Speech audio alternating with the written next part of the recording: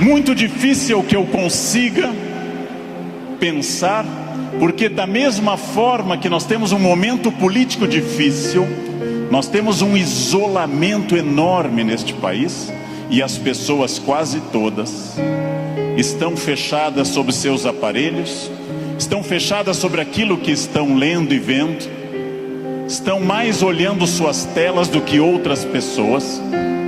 Há um individualismo enorme, crescente. Há um individualismo que nos domina nesse momento, sem sombra de dúvida. E eu vou traduzir esse individualismo nessa piada. Um homem tenta advertir uma senhora que se encontra em rumo de colisão e grita o núcleo duro da mensagem: vaca.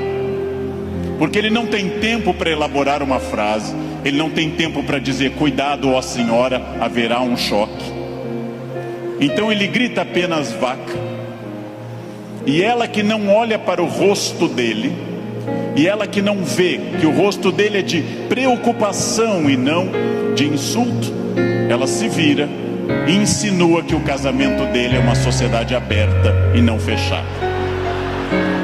Primeiro problema e primeiro conselho que eu dou a vocês, para que vocês reflitam, aceitem ou rejeitem como desejarem. Primeiro conselho importante: olhem para o rosto das pessoas, olhem para o rosto dos clientes, olhem para o rosto de quem está comprando, porque o rosto humano é um livro poderoso que traduz tudo. O rosto humano lhe diz: eu estou adorando, eu estou detestando, eu estou entediado, eu estou entusiasmado. Comecem a olhar para o rosto, comecem a mandar menos emojis e emoticons pelo celular, e comecem mais a olhar para o rosto humano, que traduz tudo o que você precisa saber. Chego a sugerir ousadamente que vocês olhem para o rosto das pessoas da própria família, que conversem com maridos e mulheres. Olha a minha ousadia. Que olhem para essas pessoas, que vocês passem a avaliar valores, emoções, sentimentos, que vocês passem a pensar claramente em cada indivíduo único. Essa é uma das grandes chaves do sucesso. Eu tinha um erro, eu tinha um defeito como profissional. Há alguns anos eu entrava num grande evento como esse pensando o seguinte: acabei de chegar de Foz do Iguaçu, dei palestra lá, amanhã eu tenho que estar cedo em São Paulo, depois eu vou para a Bahia, depois eu tenho que voltar correndo da Bahia, porque eu tenho aula na terça-feira de manhã cedo em Campinas. E eu vivia no compromisso seguinte, eu vivia no momento seguinte. Isso é um defeito. Vivam no momento que vocês estão. Ao entrarem para conversar com alguém, ao tentar uma venda, ao ler um livro, ao namorar, ao conversar com seu filho, ao fazer qualquer coisa importante na sua vida, entre inteiramente naquilo. Não fique pensando o que vem depois. Faça daquela experiência única, e que a pessoa que está com você não entenda e não sinta, em hipótese alguma, que ela é um obstáculo ao seu horário, que ela é um obstáculo à sua realização. Quais são os meus valores? De novo, parece uma pergunta estranha, mas é uma das perguntas mais importantes que nós temos. Qual é o seu valor? Qual é o seu valor principal? Qual o seu valor auxiliar? O que faz você se emocionar? O que move seu coração? O que impulsiona seu despertar? Quais as ideias que você tem mais fortes pela manhã? Com que você dorme pensando em quem? Estes são seus valores. Decidiu que seus valores são família, dinheiro, um equilíbrio entre os dois? Decidiu que seus valores são viagens, família, dinheiro, um equilíbrio entre os três? Perfeito. Definido o valor, procure este valor obsessivamente, sem cessar em nenhum momento. Há mais de 40 anos, quando eu estava estudando línguas inclusive, eu ouvi várias pessoas dizendo sempre que era muito esforço. Quando eu fiz a faculdade, evitei excesso de festas, evitei maconha, o que num curso de humanas na USP é um isolamento muito grande.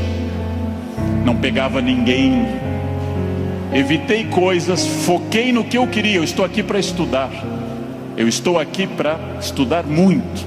Depois continuei estudando e fiz mestrado e doutorado, fui morar fora, aprendi línguas e sempre mirando no meu valor. Meu valor é ser um profissional de excelência, e não apenas excelência média, de grande excelência. Então, eu mirei desde o início, eu mirei na ideia que eu quero ser Alexandre o Grande, não Alexandre o Médio, nem o Pequeno. Não quero ser médio, não quero ser a pessoa legalzinha.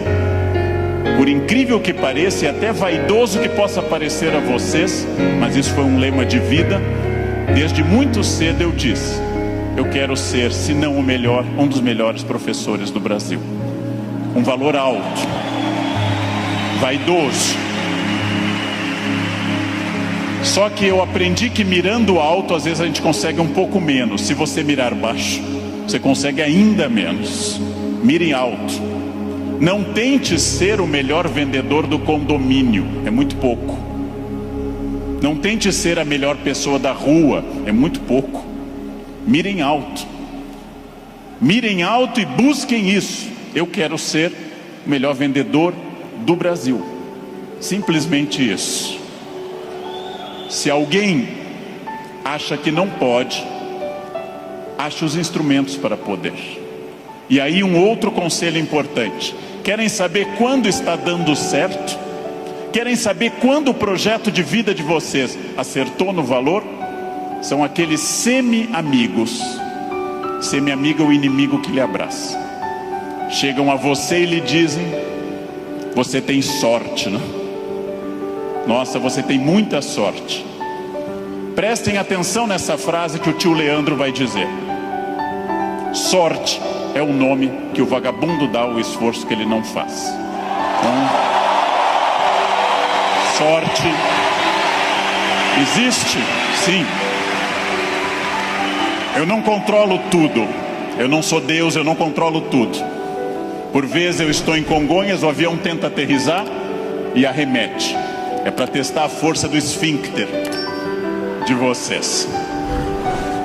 Eu não controlo tudo, mas aquilo que eu controlo, e é bastante, eu sou sócio majoritário da minha existência, e para isso eu preciso de equilíbrio. Equilíbrio é fácil perceber quando está faltando.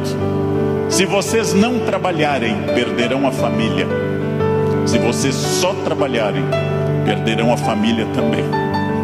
Equilíbrio é um diálogo constante. Estou cuidando do meu corpo é funcional. O corpo tem que ser funcional. Eu tenho que sair do sofá sem auxílio de muitas pessoas. Eu tenho que ser capaz de subir uma escada sem tenda de oxigênio. O corpo tem que ser funcional até a idade que ele é funcional. Ou seja, equilíbrio é aquilo que nós estamos em plena crise. Estamos em plena crise. Só que há pessoas neste ano de crise que perderam. Outras se mantiveram e outras prosperaram. Então não é a crise que faz diferença, é a sua reação diante dela. A crise veio para todos os 206 milhões de brasileiros. Há pessoas que afundaram, há pessoas que mantiveram o que tinham, e há pessoas que hoje estão melhores do que estavam há algum tempo. É claro que hoje, no momento da crise, eu vou dar uma pista histórica importante. O que é crise? É quando eu tenho muitas perspectivas diante de mim. Só que a crise é aquilo que separa o amador do profissional.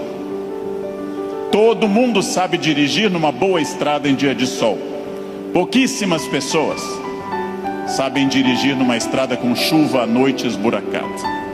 A crise separa quem é bom de quem é ruim, o amador do profissional, de quem veio ao mundo a trabalho ou a passeio.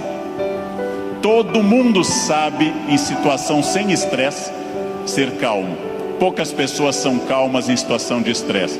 Todo professor é ótimo se a turma for ótima. Poucos professores são bons quando a turma é resistente. Todo mundo pode vender para o cliente fácil. Pouca gente pode vender para o cliente difícil. É o cliente difícil que separa o amador do profissional. O outro não precisa. Importante. Crises passam sempre, sem exceção. Toda crise passa. E aqui já vem a pergunta: onde você quer estar quando essa crise passar? Com quem? Onde você quer estar quando essa crise passar? Eu quero fazer muitas perguntas importantes para nós. Vamos agora testar uma questão importante. Quase todo mundo no Brasil está pessimista. Há um pessimismo dominante. Ótimo. Mais fácil ainda de trabalhar. Por quê? Vamos testar a idade de vocês. Quem lembra dessa personagem provavelmente tem curso de datilografia. Quem lembra dessa personagem fez prova com um mimeógrafo. Provavelmente teve Orkut. Quem lembra dessa personagem é uma pessoa experiente. Essa hiena, um desenho animado da década de 60 e 70, a hiena Hard ficava dizendo: ó vida, ó céus, ó azar.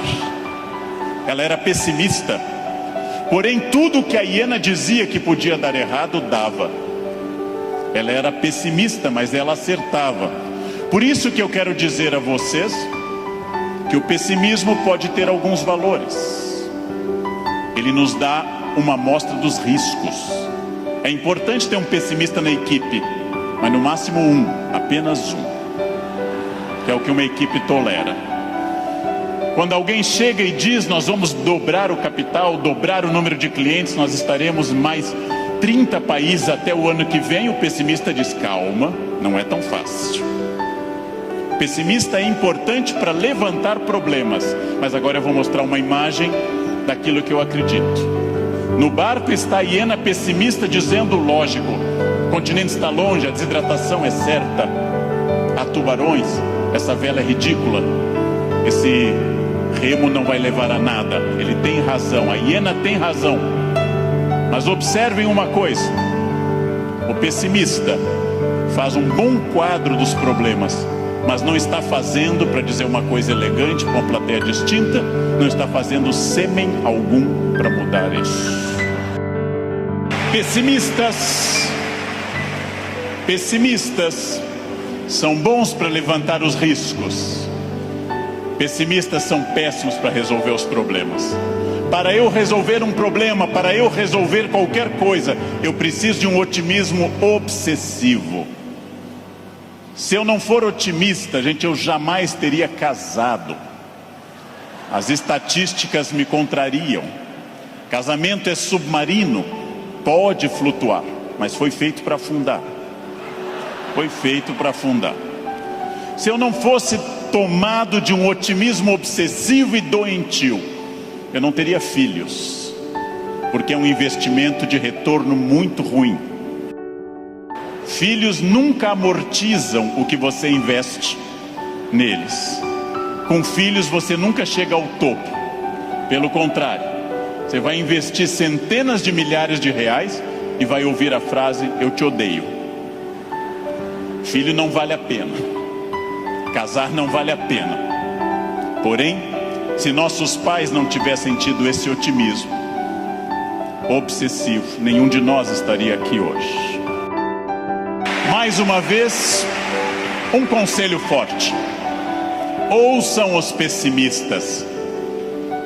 Para pessimista não vale a mãe é sempre otimista com vocês. Ouçam um cunhado é bom para isso. Ouçam o cunhado. Ouçam os pessimistas. Vejam o que eles têm a dizer, agradeçam. Enquanto eles falam, tenham aquela reação bovina. Ouçam. Depois agradeçam e comecem a trabalhar com otimismo total. É só assim que se cresce. É só assim que se consegue alguma coisa.